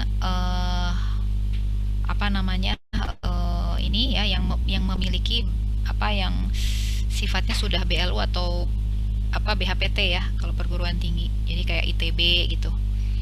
itu boleh memiliki apa namanya LPS sendiri ya, karena proses pengadaan atau dana pengadaannya sangat tinggi juga ya. Nah itu, jadi itu. Nah ini Anda bisa lihat di sini LPS yang ada di Indonesia ya. Kemudian kita bisa klik di sini LPSE-nya. Ya, tadi LPSE-nya banyak ya. Nah kita masuk ke LPSE yang paling banyak menghasilkan produknya suatu konstruksi. Tentu LPSE apa? LPSE kira-kira apa? Yang produk konstruksinya paling banyak LPSE apa nih kira-kira? LPSE Kementerian PUPR. Ya, nah ini. Ini adalah LPSE Kementerian PUPR. Ya, jadi ini LPSE terbanyak yang menghasilkan produknya berupa konstruksi atau bangunan. Nah, tampilannya seperti ini ya. Ya, jadi di sini menangani proses pengadaan se-Indonesia yang sumber dananya ada di bawah Kementerian PUPR. Ya, di sini ada beranda, cari paket, regulasi, ya. Kemudian apalagi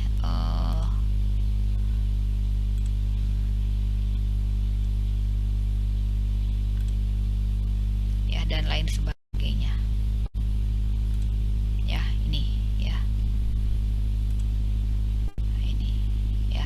Nah, di halaman depan ini adalah proses atau pengumuman tender ya, pengumuman pengadaan gitu ya. Tadi ada pengadaan barang, pengadaan konsultansi, dan pengadaan konstruksi ya. Nah ini pengumuman ya, pengumuman di mana di dalam pengumuman ini ada nama paketnya, nilai HPS-nya, harga perkiraan sendiri, dan akhir pendaftaran ya. Nanti setiap penyedia bisa di sini. Nah, Anda kan bisa lihat di sini ada pendaftaran penyedia ya. Nah, pendaftaran penyedia ini kalau Anda mau mendaftarkan diri ikut tender ya, ikut pengadaan di pemerintah, Anda tinggal mendaftarkan sebagai penyedia ya. Kalau pengguna pasti punya akses ke sini ya. Kalau pengguna Anda harus kemana ya? Harus masuk ke kementerian ini PUPR ya. Nah, login di sini ada login sebagai penyedia dan non penyedia. Penyedia tentu kontraktor, konsultan ya, dia memasukkan user ID dan password. Ya, non penyedia ya berarti pemilik proyek ya, orang-orang PU nih, tapi yang terkait dengan jabatan untuk melaksanakan proses pengadaan. Ya. Nah, ini kalau dulu tahun 2000 berapa ya? 2019 ya, sebelum Covid itu PUPR tuh minta formasi Pokja ya, Pokja untuk pelaksanaan pengadaan tuh. Saya lihat waktu itu, saya share waktu itu ya, tahun berapa ya, 2019 kalau tidak salah ya. Memang setiap tahunnya kalau buka memang ada formasi itu ya, formasi bidang pengadaan ya. Nah, ini nanti login ya, kemudian pendaftaran penyedia ya. Kalau ini Anda berperan sebagai penyedia ya, mau ikut tender pemerintah tuh kesini daftarnya. Ini yang di bawah Kementerian PUPR. Saya mau ikutan yang di Polban, berarti kemana ya? Anda kliknya di sini Kementerian, LPSE-nya jangan PUPR tapi Kementerian Dikbud ya. Nah itu ya. Nah ini ya, kemudian ini tampilannya seperti ini ya. Nah ini untuk pelaksanaan untuk proses pengadaan konstruksi ya, karena sudah akhir tahun ini kita tidak ada. Anda lihat di sini banyaknya konsultan yang sedang diumumkan ya, konsultan perencana nih khususnya ya, karena kan lagi proses untuk perencanaan dulu ya. Kalau untuk membangun suatu konstruksi itu biasanya kalau pekerjaan konstruksi itu munculnya di awal-awal tahun tendernya ya. Ini kita udah masuk November nih ya. Nah Sehingga apa? Sehingga saya hanya memberikan contoh untuk proyek yang sudah selesai di sini. Nah, sudah selesai, Anda bisa di sini cari paket ya. Nah, cari paket, kemudian jenis pengadaannya adalah pengadaan konstruksi ya, pekerjaan konstruksi. Ya, tahun anggarannya misalnya tahun anggaran 2020 misalnya. Ya, kita cari di sini contoh proyeknya, karena ini gedung ya, jadi kita cari di sini contoh proyek gedung. Nah, gedung kan Rusunawa gedung ya. Ya, rumah susun nih Jawa Barat. Nah, ini. Nah, ini. Nah, ini Anda bisa klik. Ini Anda awam kan tadi ya, karena kan tadi IPROK ya. Salah satu fungsi IPROK ini kan meningkatkan aksesibilitas ya. Nanti kita bahas lagi nanti di berikutnya ya. Pertemuan berikutnya. Nah, ini ya. Di sini ada pengumuman ya. Pengumuman dari mulai kode tender ya, nama tendernya apa, pembangunan lanjutan. Ini lanjutan ya. Berarti sebelumnya sudah ya dilaksanakan. Kemudian jadi kalau lanjutan ini ada tahap gitu ya. Tahap satunya barangkali sebelumnya ya, tahun 2019 gitu. Kemudian nama paket pekerjaan ini sumber dananya APBN ya, tanggal pembuatan artinya tanggal pengumuman ya, penyusunan paket tender ini ya, ini tanggal 13 Oktober 2020 ya. Kemudian ini Kementerian PUPR, satkernya itu adalah SNVT Penyediaan Perumahan Provinsi Jabar. Jenis pengadaan konstruksi, metode pengadaan tender, pasca kualifikasi, satu file, harga terendah, sistem gugur. Nah, ini nanti kita bahas di kontrak ya. Nah, ini tapi Anda juga harus baca itu di Perpresnya ya. Metode pengadaan itu apa aja ya. Nah, ini harus tahu nih. Ya, apa itu bedanya pra dengan pasca ya. Nanti kita bahas tapi nanti pertemuan berikutnya. Tahun anggarannya itu adalah APBN 2020 ya. Kemudian nilai pagu paket ya, nilai pagu paket ini nilai yang diberikan pemerintah ya, artinya ini disusun oleh KPA atau PA ya. Jadi kita dapat pagu anggarannya 3,3 M ya, 3,307 gitu ya M. Nah, nilai HPS-nya 3,303 ya. Nah, nilai HPS itu apa? HPS itu adalah harga perkiraan sendiri ya, ini adalah owner estimate atau engineer estimate. Ini RAB. Jadi kalau kuliah Anda QS kan Anda membuat RAB. Nah, ini adalah Anda membuat ini gitu ya, HPS. Nah, bedanya HPS dengan RAB kan di tahapan perencanaan kan konsultan perencana membuat tadi ya RAB. Nah, setelah perencanaannya selesai, DED-nya selesai, perencana ini akan menyerahkan hasil pekerjaannya tersebut kepada pemilik proyek, artinya PPK, karena dia kontraknya kan pasti dengan PPK ya, konsultan perencana ini. Nah, nanti oleh PPK dicek ya, kemudian disetujui ya, disahkan. Nah, jadilah namanya menjadi HPS, harga perkiraan sendiri ya. Jadi HPS ini ya RAB juga gitu sebetulnya. Tapi di dalam HPS ini kalau dulu Anda belajar QS itu ada AHSP ya, ada AHSP. Jadi perkalian antara volume dengan HSP itu kan menghasilkan biaya. Nah, di dalam HSP itu tentu ada yang namanya daftar satuan harga ya. Kemudian ya daftar satuan harga material, alat dan tenaga kerja. Nah, itu kosong isiannya. Dikosongkan ya. Jadi konsultan perencana ini menyiapkan juga file Excel, itu ada yang berisi sudah ada harga-harganya dan blank kosongnya gitu. Artinya apa? Itu untuk proses pengadaan ini. Ya, nah itu dokumen itu termasuk salah satunya menjadi dokumen pengadaan ya. Seperti itu. Nah, itu yang dimaksud dengan HPS ya. Nah, HPS ini juga paling besar nilainya setara dengan pagu ya, paling besar. Jadi kalau HPS itu tidak boleh melebihi pagu ya. Nah, harus maksimal di atas pagu, sama dengan pagu ya. Nah, ini kebetulan HPS-nya 3 di bawah 4 juta ya, dibanding dari pagu ya. Kemudian jenis kontrak ya, ini jenis kontraknya gabungan, lamsam, dan harga satuan ya. Anda harus baca lagi jenis-jenis kontrak berdasarkan Perpres dan berdasarkan Permen itu beda, nanti ada ya jenis-jenis kontrak. Kemudian lokasi pekerjaan di Ranca Ekek gitu ya, dan di Solokan Jeruk ya, Kabupaten Bandung gitu ya. Kualifikasi usaha kontraktornya non kecil ya, non kecil karena nilainya 3,3 miliar. Nah, kalau kontraktor kecil, non kecil ya, non kecil, tapi ini non kecilnya itu menengah ya sebetulnya. Nanti di kualifikasinya minta menengah sebetulnya. Kenapa? Karena kalau kualifikasi usaha kecil ya, itu berarti kontraktor kecil. Nah, kalau kontraktor kecil itu biasa mengerjakan proyek-proyek yang nilai HPS-nya di bawah 2,5 miliar ya. Nah, ini kualifikasi usaha ini ditentukan oleh siapa? Oleh panitia, oleh Pokja tadi ya, oleh pemilik proyek. Mintanya non kecil.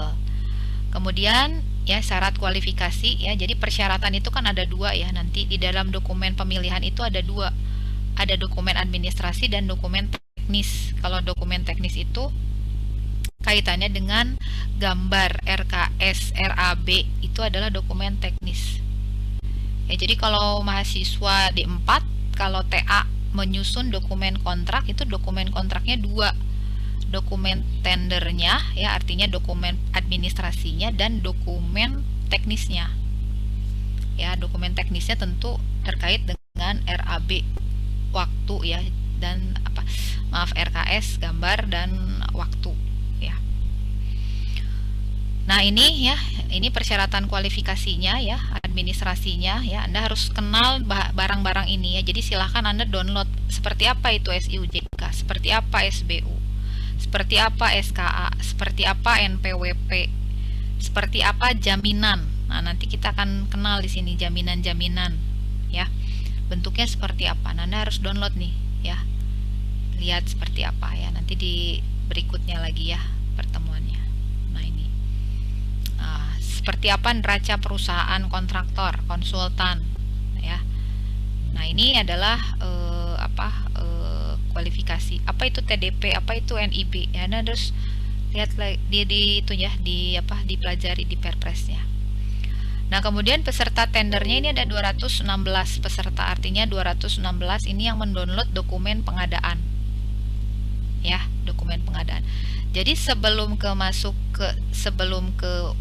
web ini ya, sebelum masuk ke web ini, Pokja ini membuat dokumen pengadaan ya, dokumen pengadaan, di mana dokumen pengadaan itu isinya ada dua, ada dokumen administratifnya dan dokumen teknisnya ya. Nah, dokumen teknisnya tentu Pokja ini bukan membuat, berarti kan dapat limpahan dari PPK tadi ya. Dokumen apa ya? Tadi gambar RKS, karena gambar RKS ya, dan tadi BOQ atau RAB yang kosong harga penawarannya itu diupload ya di dalam sistem oleh siapa? Oleh Pokja ini ya, makanya dia namanya dokumen pengadaan ya. Dia yang menyusun ya dokumen ini. Jadi ketika dia mengumumkan paket tender ini, dia juga mengupload semua dokumen-dokumen tadi ya. Nah, kemudian akhirnya nanti peserta yang ikut tender itu ya boleh mendownload, silakan ya, mendownload ya. Kemudian nanti setelah mendownload ya, kemudian nanti calon-calon kontraktor ini akan menyusun dokumen penawaran ya. Nah, jadi kalau dokumen pengadaan itu jumlahnya 1 dan dibuat oleh pemilik proyek atau Pokja ini. Tapi kalau dokumen penawaran itu jumlahnya sejumlah kontraktor ya yang menawar, tentunya yang ingin ikut tender ini. Jadi dokumen-dokumen ini nanti didownload oleh calon kontraktor, dan calon kontraktor tadi mengisi SDP tadi, isian apa yang diminta oleh si Pokja ini ya, termasuk nanti penawaran harga ya. Jadi nanti di dalam Excel RAB itu ya, si setiap kontraktor mengusulkan DHS-nya masing-masing ya, makanya di situ namanya jadi berubah menjadi dokumen penawaran ya. Nah, ini pesertanya ya, tadi ini pesertanya ada yang mendownload ini ada 216. Ya, ini nih. Nah, ini kan perusahaan-perusahaan yang mendownload. Nah, yang memasukkan penawarannya ini hanya 13. Ya. Nah, di sini ada harga penawaran, ada harga terkoreksi. Nah, kalau harga penawaran ya harga penawaran dari kontraktor ini. Kalau harga terkoreksi, harga yang sudah dicek oleh Pokja ini. Ya, dicek tuh. Excelnya kan di upload ya, nanti di double klik gitu kelihatan bener nggak ya hasil perkaliannya. Nah, kalau misalnya berbeda yang diambil ya tentu harga yang terkoreksi ini. Ya, nah ini harga ini seperti itu. Nah, ini kita masuk dulu sebelum ke situ adalah ke tahapan pengadaan. Nah, Anda bisa tahapan pengadaan di sini. Nah, tahapan pengadaan ini tergantung metode ya, metodenya apa. Kalau tadi dia metodenya apa? Metode pengadaannya pasca kualifikasi satu file, tahapnya seperti ini. Kalau seleksi beda lagi, kalau pra beda lagi tahapannya. Ya. Nah, ini tahapan untuk pasca kualifikasi satu file, ini tahapannya seperti ini. Nah, tapi kurang lebih isi tahapannya ini adalah memuat pengumuman ya, memuat pengumuman ya. Nah, pengumumannya ini mulai tanggal sekian sampai tanggal sekian gitu. Nah, kalau dulu ya waktu kita masih manual pengadaannya, pengumuman ini diumumkan di surat kabar. Jadi kalau Anda buka PR, koran PR, Kompas gitu, ada pengumuman tender di situ. Dulu sebelum 2010 ya. Atau diumumkan di web di laman ya, di mading gitu ya. Kalau dulu di mading-madingnya apa? Mading-madingnya ULP. Ya, diumumkan di sana pengumuman tendernya itu. Ya, sehingga apa tadi kan tadi tujuan IPROK Anda bisa baca juga ya di Perpres ya. Ada tujuannya. Salah satu meningkatkan transparansi, aksesibilitas ya dan lain sebagainya ya. Nah, di situ ada ini salah satu juga karena dulu kan ketika pengumuman, jadi dulu kalau ada proyek katakanlah misalnya Polban ingin bangun gedung magister gitu ya, atau jangan magister, lab ya, integrated lab misalnya Polban, berarti kalau dulu dilaksanakan secara manual, berarti hanya kontraktor-kontraktor yang di wilayah Bandung dan sekitarnya yang mendaftar gitu ya. Kalau sekarang kan bisa dapat dari kontraktor Jakarta, kontraktor Sulawesi, Kalimantan ya. Bisa ikut kan semua ya. Nah, kalau dulu seperti itu ya. Kalau sekarang kan karena sudah elektronik, kita bisa mendapatkan kontraktor dari manapun ya. Jadi bisa saling kompetitif lah ya, bisa saling bersaing sehat tentunya. Tapi kemudian setelah pengumuman pasca kualifikasi, itu tahapan yang berikutnya adalah download dokumen pemilihan. Tentu download ini dilakukan oleh penyedia jasa ya. Kontraktor-kontraktor yang tadi sudah daftar, yang punya akun bisa mengakses ke paket tender ini, bisa mendownload dokumen pemilihannya. Ya. Nah, kemudian tahap berikutnya adalah tahapan pemberian penjelasan. Ini namanya unwizing ya. Nama lainnya AAN, WIJZING, unwizing. Ya, itu bahasa Belanda. Sebetulnya artinya rapat atau pemberian penjelasan. Nah, di tahapan penjelasan ini ya, tahapan dimana kan tahapan untuk menjelaskan dokumen pemilihan ini. Ya. Nah, kalau saya bergeser dulu ke nomor 2 lagi tadi. Kalau dulu saat manual ya, penyedia jasa itu mendatangi ULP untuk mendapatkan dokumen pemilihan. Ya, jadi kalau penyedia jasanya dari Surabaya ya datang ke Polban ngambil dokumen pemilihannya. Kalau sekarang kan tinggal download ya. Nah, begitupun penjelasan. Kalau dulu memang semua penyedia jasa yang ingin ikut tender ini kan berarti harus datang ke Polban ya untuk ikut rapat penjelasan. Kalau sekarang kan melalui elektronik ya. Jadi chatting di sini gitu. Ya. Nah, di rapat penjelasan ini menyampaikan apa-apa saja yang diperlukan atau yang yang tambahan ataupun penjelasan lagi dari dokumen pemilihan ini Nah, di rapat penjelasan ini ya pemilik proyek atau Pokja ini didampingi oleh konsultan perencana ya pada rapat ini. Kenapa? Karena nanti barangkali ada pertanyaan-pertanyaan tentang dokumen teknis yang diupload oleh tadi Pokja. Karena yang membuat DED ini kan perencana ya. Nah, barangkali nanti ada pertanyaan dari kontraktor, kenapa volumenya segini, gambarnya begini, atau RKS-nya ini kurang jelas, maksudnya apa. Nah, itu hal-hal tersebut ya nanti dijawab itu oleh konsultan atau dijawab oleh Pokja tapi dibantu oleh konsultan perencana. Ya, nah ini sehingga kalau kalau sistem pembayaran konsultan perencana ini kalau sudah beres DED itu dia tidak dibayar 100% ya. Dia baru dibayarkan 80% dari nilai kontrak perencanaannya. Jadi kalau ada PPK berkontrak dengan konsultan perencana, misalnya nilai kontraknya 1 miliar, beres DED itu dia baru dibayar 80%. Nah, masuk di tahapan pengadaan ya, setelah beres tahapan pengadaan, konsultan perencana ini baru dibayar lagi 5%. Dan setelah itu di 100%-nya itu setelah pelaksanaan pekerjaannya itu selesai. Kenapa? Karena konsultan perencana memiliki tanggung jawab bahwa perencanaannya itu harus bisa mewujudkan suatu bangunan. Ya. Nah, sehingga nanti ketika ada kontraktor yang terpilih ya, di tahapan ini barulah nanti dia dibayarkan lagi 5%. Jadi dia masih punya kewajiban mendampingi pemilik proyek atau Pokja ya dalam proses pengadaan ini, yaitu di tahapan ini, penjelasan ya atau unwizing ini. Nah, kemudian berikutnya lagi adalah tahapan upload dokumen penawaran. Ya, ini tahapan di mana kontraktor ya itu mengupload dokumen penawarannya. Ya. Ini ya tahapannya sampai tanggal berapa. Kemudian selanjutnya adalah ini tahapan upload dokumen penawar. Kalau dulu manual ya, uploadnya ya tidak upload, berarti dulu menyerahkan dokumen ya, dokumen kepada owner ini, kepada ULP. Jadi datang. Ya, kalau dari Surabaya ya berarti mau nggak mau harus datang ke Surabaya, ke Bandung ya, atau dipaketkan. Ya, berapa tuh biayanya kan lumayan. Kalau Pokjanya ada 7 orang berarti harus menyiapkan 8 eksemplar.